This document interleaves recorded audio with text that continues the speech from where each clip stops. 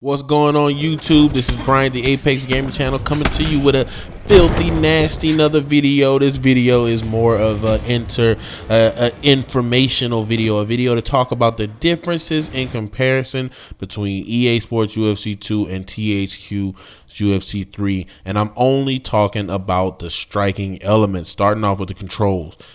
If you've played both games, you know the controls are fairly simple. Face buttons are right hand, left leg, right leg. As you see, I'm demonstrating on screen that your face punch, it changes the punch based on what direction you're pressing on the input. If you press up, you get an uppercut. If you press forward, you get an uppercut. If you press back, you get a hook, whatever, blah, blah, blah. Simple mechanic, right?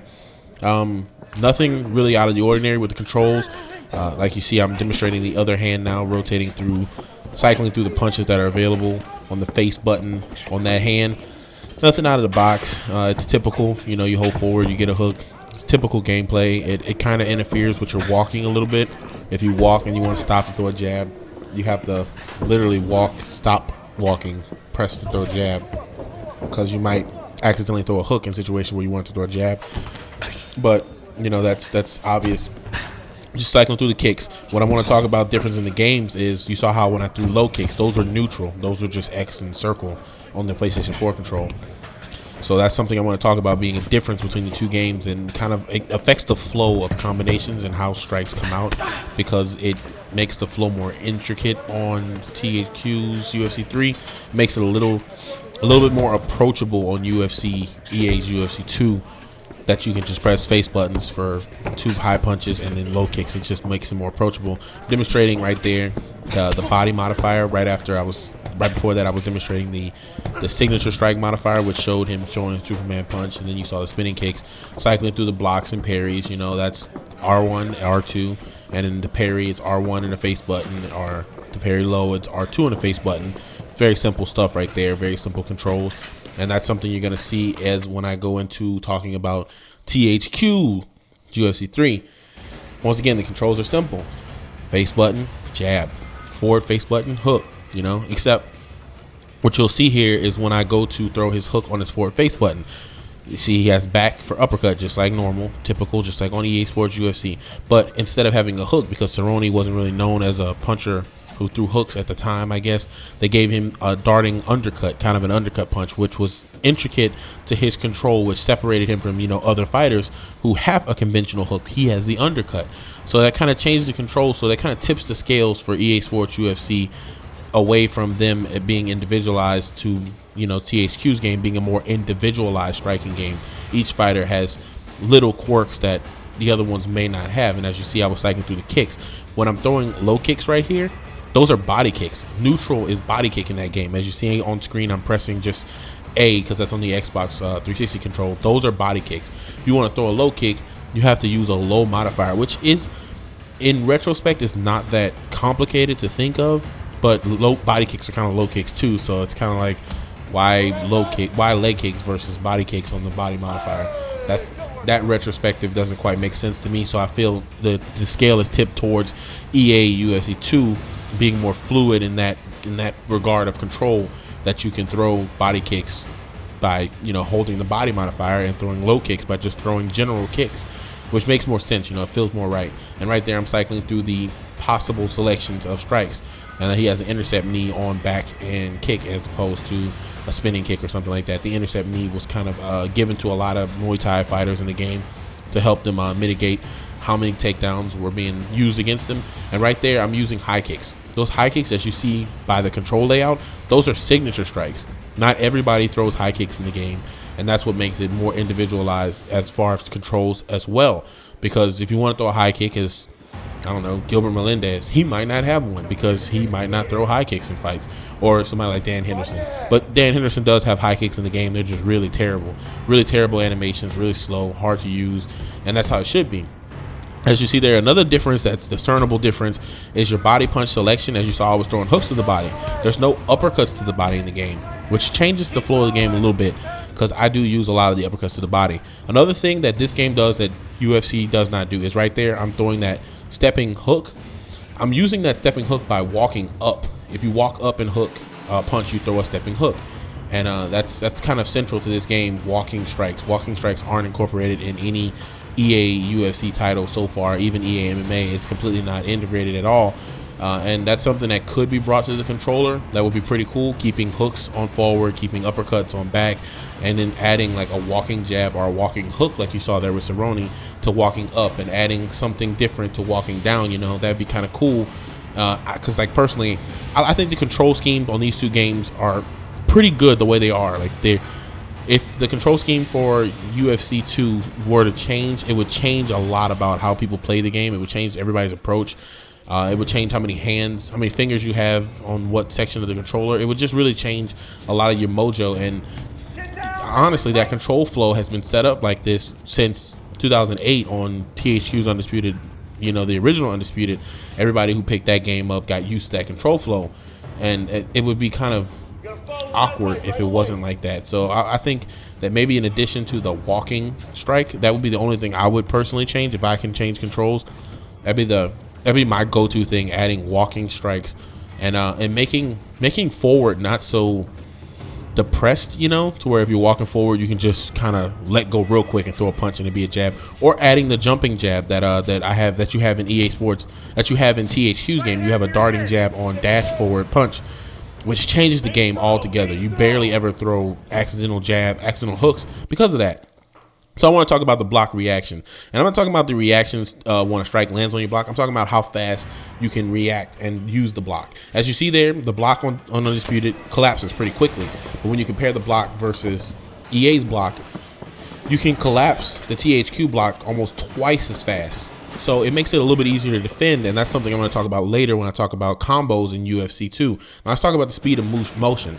As you see here, Cerrone covers the length of the cage pretty smooth. It's pretty quick. He moves there pretty fast. When we're gonna switch over to THQ. Walking backwards is a lot slower. It's a much slower process. You know, it's a walk. It's not a dash.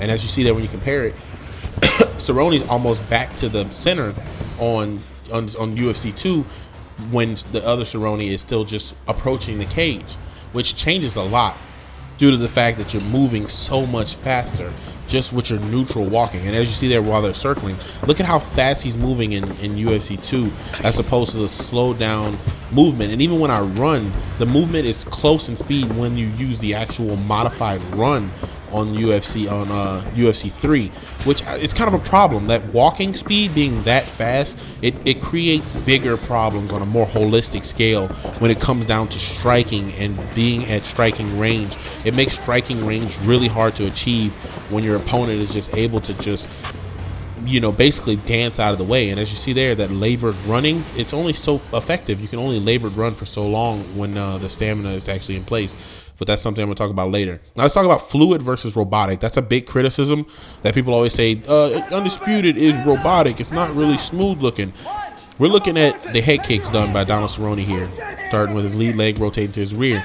Now we're going to switch over to UFC 2 and look at the same thing. Lead kick versus rear kick. As you see, that kick came up really quick, really fast, really snappy, and it hit and it looked kind of realistic, you know, like earthy. The difference between those two are, one kick is motion captured. They bring in motion capture artists at the EA studios. They show that on their Twitter. They bring in motion capture artists. But what THQ wasn't able to do is bring in motion capture artists. So all the kicks are designed by designers. And they don't look bad for kicks that are designed by designers. They're not motion captured in any way. So, and they look still pretty realistic as compared to, you know, the other game. And then when you look at the combo, I just do the same combo: jab straight, lead hook straight. It's not robotic in the sense that people try to make it sound like it is. It's robotic in the sense that when you get hit, the reactions are timed in a way that you can't come out of the reactions while you're being hit. And that's what people's gripe are. They get caught in reactions and they're not sure their next approach, their next combo. And when you switch over to UFC, you see here, look at the range of motion that this game has. You can move way farther out with strikes than you probably should be able to. And look here, I'm throwing neutral strikes just like I was on the other game. Absolutely no forward motion, which changes striking altogether. It makes striking a little too easy when someone can throw strikes from 80 feet away and just chase you all across the screen. It makes the striking less less technical experience, they don't have to know that what they threw will be out of range, because they can just throw something else that will seamlessly tie into it and chase you. And that's a downfall. And as you saw there, I showed the hit reaction off the knee. Check it out. When I hit with the knee, Cerrone becomes active way after the opponent becomes active, which makes it impossible for you to use that knee as a in a combo, because it lands and the opponent can land first. And when I switched over to Undisputed, you saw that the kick, they both kind of came out around the same time. See, that's how kicks and knees should work in the game, but it should work more along the lines of Undisputed, where it's slightly different. Look at how different that was versus the kick. The knee took forever for Cerrone to become active, but that kick, he was active before Lozon was active. So he was able to come back with another punch before Lozon. But look, check here. When the stun hit on Undisputed, the stun was so momentary that they both became active around the same time, but as opposed to the other game. So that changes it a lot. So that brings up the question, where does that leave us in terms of the game? So let's talk about the good, the bad, and the ugly. And we're going to break down the combo system, because that's really the defining differences. The difference in EA Sports UFC 2's combos are that they guarantee damage. If you land a good combo like the one you see on screen, it's going to hurt your opponent. You're going to rock them. Let's switch over to defensive. Defensively, you can't block. Like we talked about the block being slower. It's much slower, and as you see here, the AI is attempting to defend, but his defensive options are leaving him in a position where he's getting caught with mix-ups, high-lows, going high and ending low. He can't block it fast enough. Let's switch over to the completely ugly. The ugly is the flow of the combos. What changed together? Check it out here. I just started with 4 punches to the body, came up with a high kick. That's just completely unnatural. Then started a combo there with the teep kick and ended off with a head kick. That's just things that you would never see done in real life. And look at the distance that you can do a lot of things in. That changes the game. That changes the complexity of the game when there's no actual defining range. That's just strange that you can throw kicks that close. Anything that close. But let's switch over to the good for UFC. The combos look smooth. They look natural and earthy. They look realistic and believable. The hit reactions don't 100% work the way they should, as you can tell by that low kick. When it lands, there's no reaction. Technically, Cerrone's in a bad position once that low kick lands. Now, the good, not all reactions are created equally. That's what I was talking about a second ago. As you can tell, you can just power through some things because the reaction isn't there. Like the straight punch has no hit reaction. So he can hit me with a straight to the body. So that completely breaks all my striking flow. And now single strike works better. That's the completely ugly thing about the game. That's the thing I think is probably the thing that most people don't like about it, is that if you are good at comboing, it's cool. It's not going to do anything for you. If somebody can hit you with an overhand, they're going to do more damage. So in conclusion, we're going to go through these and kind of talk about what I think are the major good points, bad points, and kind of give you a more general aspect to what I'm saying. In UFC 2, the combos kill, obviously. If you land a good combo, a good, smooth, clean, technical combo, it's going to do the damage. It's going to hurt. And striking is just approachable because it's easier. Now, easier doesn't necessarily mean good. It doesn't mean better. It just means more approachable. It just means more people can grab the control, press buttons, and things will happen, and they will be able to achieve success to some degree. Of course, there is a high end and a low end, and the high end typically wins the battle between high and low. Obviously, that's just how it goes. People who are better at the game, they know what the frame traps are, and they know how to kind of beat the system, but that doesn't make it a better version. Now, let's talk about the UFC. In UFC, for people who like single striking, pot shotting, landing counters, like me, it's a downfall to some people. They don't like the fact that I could just pot shot them, and that's why I listed it as a downfall earlier. But it is one of the strong suits of the striking. If you land a clean counter as opposed to a combo, you're going to do more damage. But combos are smooth, but they aren't easy to take advantage of. There's really no purpose for you to do the combos because the combos are complicated, and they really only serve your purpose because they don't cause major damage like they do in UFC 2. They don't cause major stuns that you're able to kind of juggle your opponent in a stun and then run away and then, do it again to him later. So there's no real advantage to doing the combos. But, that's just kind of a thing. And then we'll talk about, right here, we're talking about the things that the game needs, where it's kind of flubbing up. UFC 2 EA UFC 2, it just needs to be more organized with the frame data. Like I was talking about with that knee, where the person throwing the knee comes out at a disadvantage. That's bad. That's big time bad, because if I come out at a disadvantage and you land a counter shot that will trigger a hit stun, now you can combo me off of my disadvantage from landing on you. That doesn't make sense. I should only be at a disadvantage landing on you if you defended what I did to you. That's the only time the landing fighter should be at a disadvantage. So they just need some organization there. And it needs the defense to match the offense. The defense has to be fast enough to go between the offense. And some of the stuns just aren't there. Like you saw earlier in the video, you probably didn't notice, but the head kicks on UFC Undisputed always trigger a hit reaction. That's how it should be. And then you switch over to UFC 3's bad parts. And that's another thing. I'm going to reiterate the fact that the combos, the single strikes are better than the combos. It's a good and a bad. It depends on what you want to do. And that's the kind of general direction this video is going. It's really just what you want to do. Do you want to end with flashy, beautiful combos that send your opponent sailing? Or do you want to just KO somebody stiff as they move in to throw a takedown or to throw a head kick? You hit them with an overhand and drop them. Just fold them over their legs. So it's a bad thing and it's a good thing, but it's more of a bad thing if you're comparing the sheer power that the combos have in UFC 2 versus, you know, them not having any sort of real sting in UFC 3. And the frame data also needs work. There's also scenarios in that game where when you land something, the reaction is not long enough to where the opponent is in a bad position. They're actually in a better position than you are. And one of the situations is with the jab. If a jab lands, a traditional jab, if it lands and they throw a body straight, the body straight will hit. Even though your jab kind of jarred him, the body straight will hit. And it shouldn't, because I just jarred you with a jab. You shouldn't be able to throw your body straight before I can come back from my jab. That doesn't make any sense. So there's issues in there where the frame data doesn't make sense. And then that game needs more stuns off strikes in general. Some body kicks in that game don't trigger hit reactions at all. The hard ones do. The light ones trigger nothing. So you're at a disadvantage anytime you land a light body kick if they can throw the right strike when they see the light body kick land.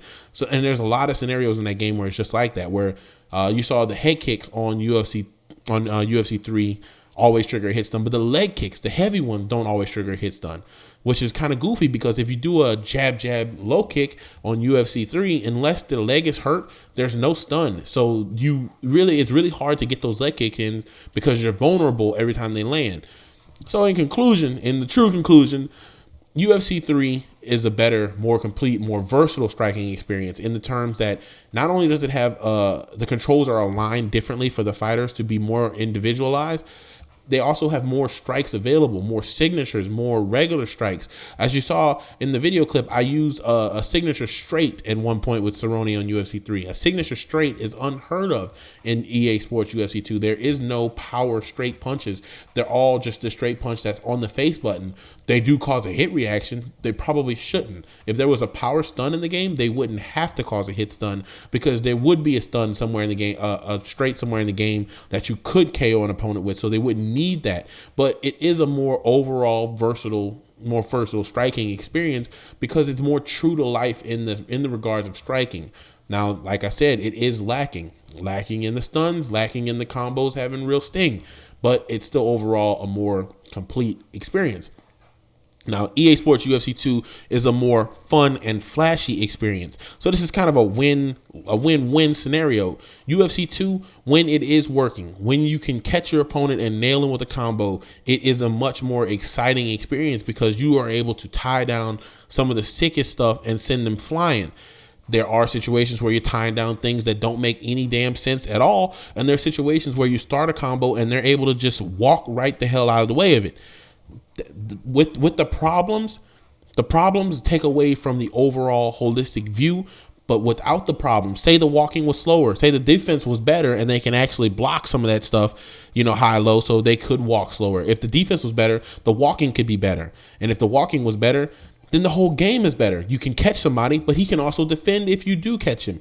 That changes the game by a major thing. But we're not talking hypotheticals. We're talking about what we actually have. So UFC 3, better striking game. UFC 2, more fun striking game, more flashy, more exciting, crazy knockouts, because it's just set up in a way that you're going to see the most crazy knockouts possible, because there's just so many different metas involved that would lead to like these crazy devastating knockouts, like the one at the very beginning of the video. If you forgot it by this point, just Skip to the beginning, watch the very first 5 seconds. That combo was crazy. Dude bounced in the air and like flew from the UFC, from the logo in the middle of the ring to the stripes on the outside of the ring. Like, that's a hell of a jump. Like, dude jumped about 6 feet. But that's the end of this video. That's all I wanted to talk to you about. If you got lost somewhere in the middle, hit me up in the comment section, and I'll explain the differences a little bit better, a little bit slower in there, because it'll be in written form. So you better go back over and reread it and make sure you understand what I'm talking about. But basically, there's a lot of problems. The gist of the video, there's a lot of problems with both games, but the one game that is a better experience overall striking is UFC 3, and UFC 2 is a more fun experience. That's the whole holistic view of the video. But until next time, if you have any questions, like I said a second ago, if you have any questions, let me know. I'm more than willing to make another video or communicate whatever purpose I need or whatever point I need in the comments. But until next time, it's been Bryant, the Apex Gaming Channel. You check it out. Y'all have a good weekend. There's some hella fights this weekend, so get into it. See y'all later.